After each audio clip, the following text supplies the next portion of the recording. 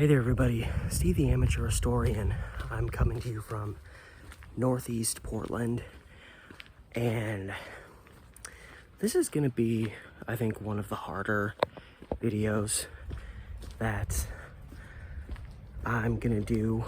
And usually, at least in my crazy world, when I say that, that it's going to be a hard video to do, usually it's because I'm going to tell a story that's, a tragedy related to like a loved one or a close friend, or at least someone I had some kind of a direct connection to. And this is not one of those videos, but it's just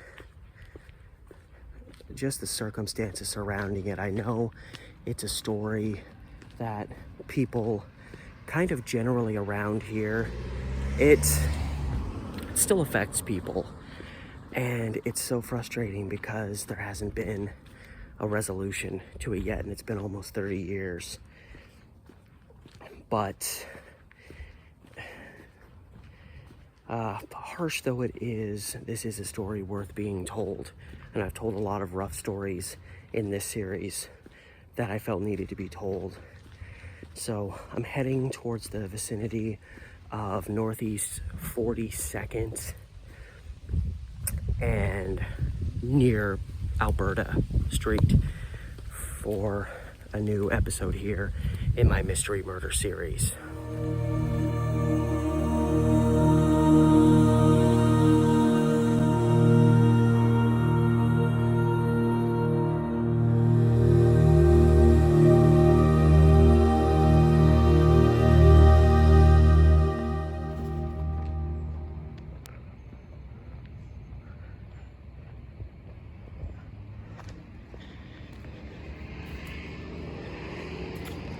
So this here is Northeast 42nd Avenue. I still have several blocks north to walk, but I'm going to tell you the story of Eddie Morgan, who in 1994 was 46 years old. He was developmentally disabled. I'm not sure exactly what that disability was because the information given is general on that, but he did have developmental disability of some kind. And it's unfortunate because since it was the 90s, there were actual newspaper headlines about him that used the R word, because back in the 90s that was still a generally accepted term, which it just really isn't anymore, for good reason. And Eddie lived just off of 42nd, and he loved walking up and down 42nd Avenue. Not here specifically, I'm about to cross Fremont, but just a couple blocks north was more his neighborhood. And Eddie Morgan was beloved by everybody in his neighborhood, and he just liked talking to people. He wanted to connect with people. He wanted to know how people were doing. He wanted to make sure everyone was doing well, and he spent most of his time just out and about, but spending a lot of time along 42nd here. He would, he knew most of the business owners in the area. He'd sometimes just poke his head into the doorway and say hi and check how everyone was doing. And one of the things he was readily known for was he would let people in the area know what the weather forecast was going to be like. If it was, overcast and rain was on the way, he would pop in and say, hey, it looks like rain today. Or if it was cold in the wintertime, he'd say it looks like there's going to be some snow up in the mountains. And he had two nicknames in the area. One of them, he was just simply known as the Weatherman. But the name that I think was more, at least seems like it was more common, I could be wrong about this, but he was also regarded by locals as the mayor of 42nd Avenue. So people loved this guy, and he made most of his life experiences. Just, I think he loved doing what he did. He loved connecting with locals and seeing them on a daily basis. And he brought a little sunshine into the lives of the locals in the area. So he was just, by all accounts, a breath of fresh air to anybody that knew him. And something else that by 1994 was something that Eddie would talk about from time to time, was something that bothered him, was the increased crime going on in the neighborhood. He would let people know that he felt like there was an increase in crime, there was too much crime going on, and he didn't like that, as would make sense. And another thing about, because Eddie loved, as I've stated, Eddie loved to go out and walk around, and there really wasn't any time that was off limits to him. Sometimes he would go out at nighttime, late at night, and just walk around. He loved doing it. I can certainly identify with that on some angle, as a lot of my YouTube is me just walking around and showing you places. So periodically, from time to time, it could be 2, 3, 4 o'clock in the morning, and Eddie Morgan might be out walking up and down 42nd Avenue here. And during the early morning hours of May 29th, 1994, he was doing just that. He was out and about, and he was in the vicinity of a bus stop, which I was literally about to say when I first stumbled onto the story, and then I literally just tripped over something. When I first stumbled onto the story, I saw that and I figured, okay, well, he was waiting for a bus, and that was before I knew certain details, such as the fact that he would go out on walks sometimes at night, and the added fact that, it was 4 a.m., there wouldn't have been any buses running for at least a couple hours. So it wasn't that he was waiting at a bus stop. He just happened to be in the vicinity of a bus stop at 42nd near Alberta, which is where I'm about to arrive at now.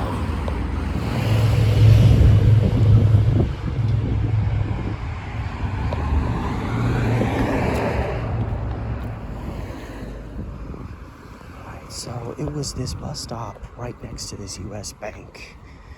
This is where Eddie was walking through on May 29th, when what was only described as a late 70s or early 80s dark-colored Buick or Oldsmobile containing about 3 male individuals. There was at least more than one person. Drove by. I don't know if they were going this way or coming from this way. And somebody in the car opened fire and shot Eddie right here at this bus stop that's still here almost 30 years later.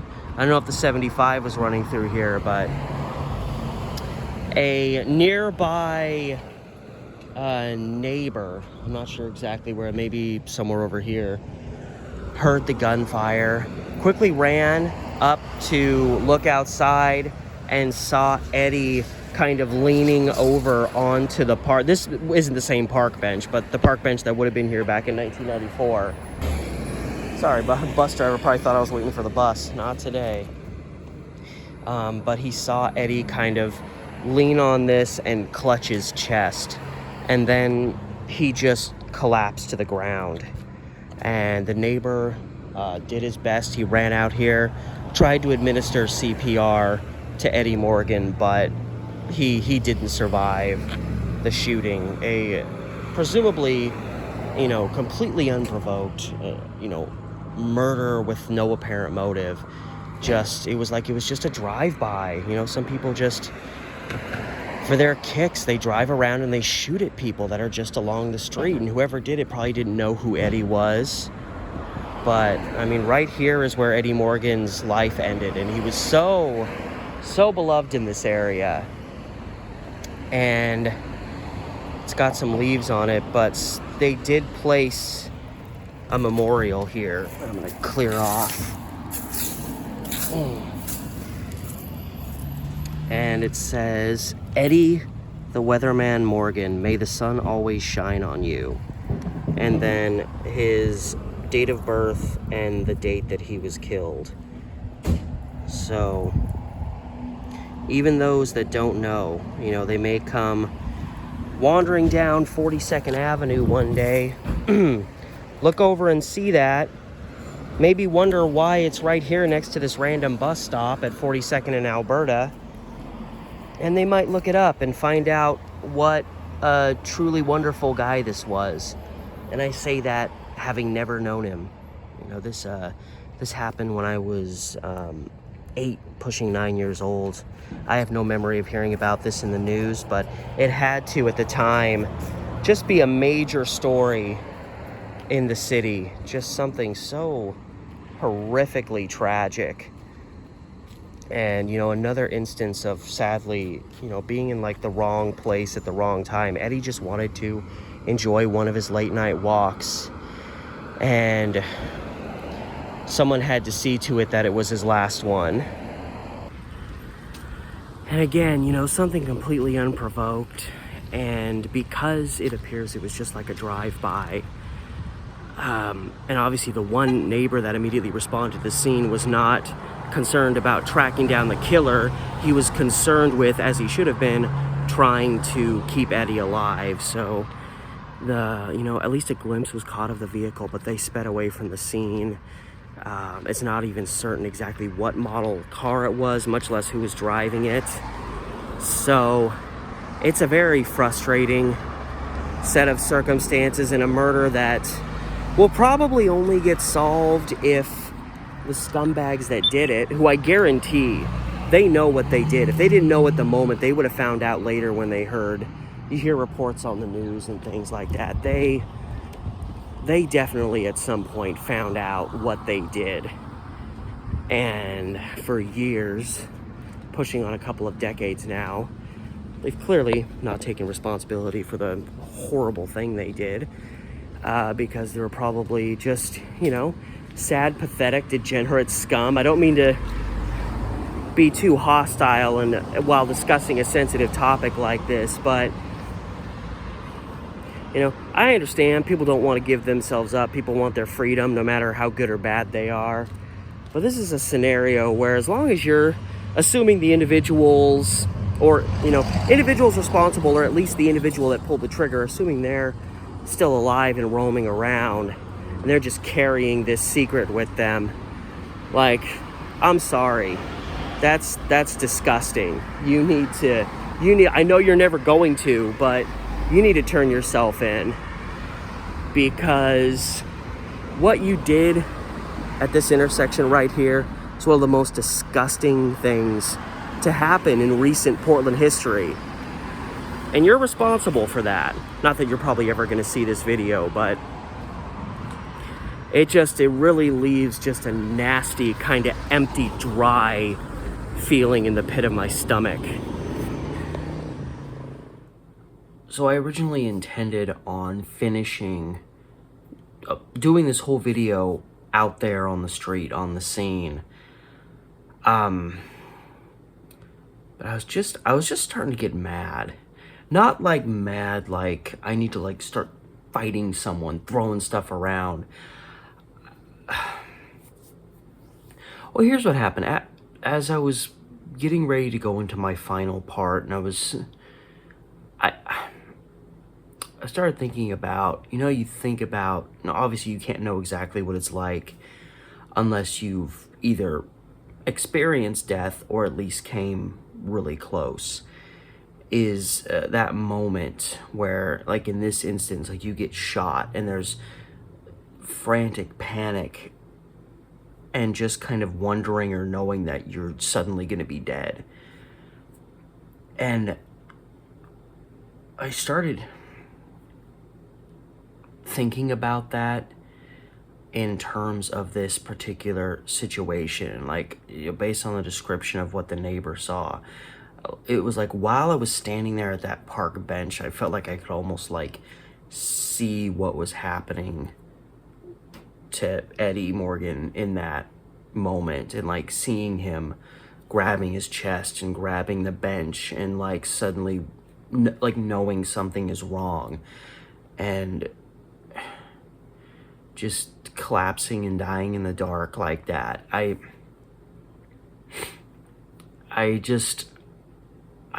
figured in that moment I needed to just stop vlogging for a little while and finish it later under those circumstances. And normally when I do these videos, it's usually the latter portion here. This is the part that I save for theorizing and wondering and contemplating possible suspects, because we're discussing unsolved murders here. But I mean, other than the general description given about the vehicle and the fact that there was multiple individuals in it, there is nothing to throw out there or theorize or ponder over in terms of a suspect. Whoever did it, you know, they pulled up, they did it really quick and then sped away from the scene. It was the middle of the night. It was a scenario that even if the gunshots woke up people living nearby, they still have to roll out of bed, or, you know, even think like, was that gunshots I just heard, before rolling out of bed and going to check out the window. And by that point, whoever did this is long gone. So there's not some big,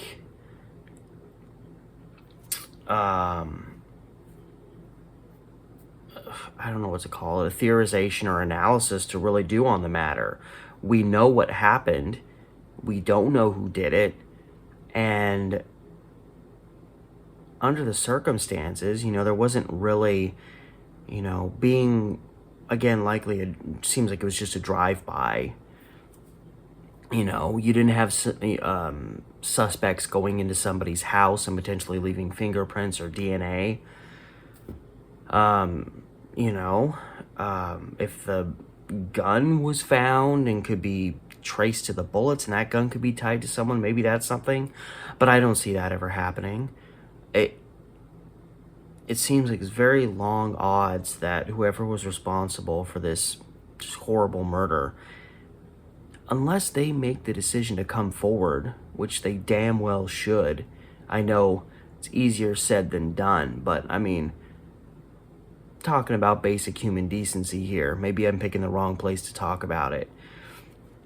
But unless whoever was responsible for this decides to come forward or leaves a written confession somewhere, or just an act of dumb luck occurs, it's really hard for me to think that this murder case is going to be solved, which is just, it's a tragedy on top of another tragedy, is kind of how I see it.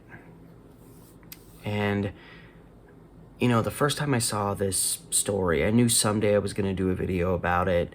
I knew when I went to the site to do it, I knew it was going to be difficult to do, considering the sensitivity of the story and also being an outsider looking in. Obviously, I can't have as close of a connection to this story and this individual as the people that were there and experienced it and knew him. And I obviously knew that going in. But it just goes to show, I think, you know, the powerful effect that certain people can have in certain circumstances just by being themselves. The fact that because of who this gentleman was, the fact that he died so tragically can and probably should have a pretty significant effect on anybody that takes a moment to really look at the case or go to the scene where it happened. like I did. I felt like I was doing pretty good in the video till I stopped and was standing there. And that's when I could kind of just start feeling myself being overcome by emotion that I wasn't necessarily expecting to happen, while knowing it was a rough situation to walk into, especially as an outsider. But for all of that, I do feel really good that I finally did go out and do this video. This is a story that, like the rest, deserves to be remembered, and I do hope something happens someday in the future. Hopefully the immediate future, as opposed to the future way down the road. I do hope, obviously, that this case gets solved someday. Something happens that just makes it fit, that, you know, fixes this crappy situation. And, you know, you can never bring the dead back, but you can do the best you can by, you know, hopefully one day getting justice for him, but also by remembering him and those that knew him best, you know, putting their stories out, which they have, in discussion of how this guy was and what he meant to his community. I mean, the guy had 2 nicknames. How many of us have that? And again, he achieved this, you know, almost legacy after death by just being who he was. And that is, as far as I can tell it, that is the story of the murder of Eddie Morgan, the Weatherman, the mayor of 42nd Avenue, that occurred back in 1994. And, yeah, usually this is where I do my spiel about, like, share, blah, blah, blah. Yeah, for this one, I don't really feel like doing that. I really don't.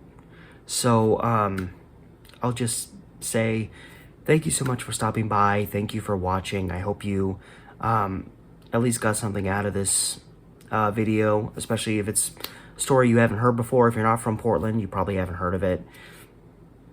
And so it's a story worth being told and a man worth being remembered. And all that said, thank you so much for stopping by. I really appreciate it. Until next time, this has been Steve the Amateur Historian.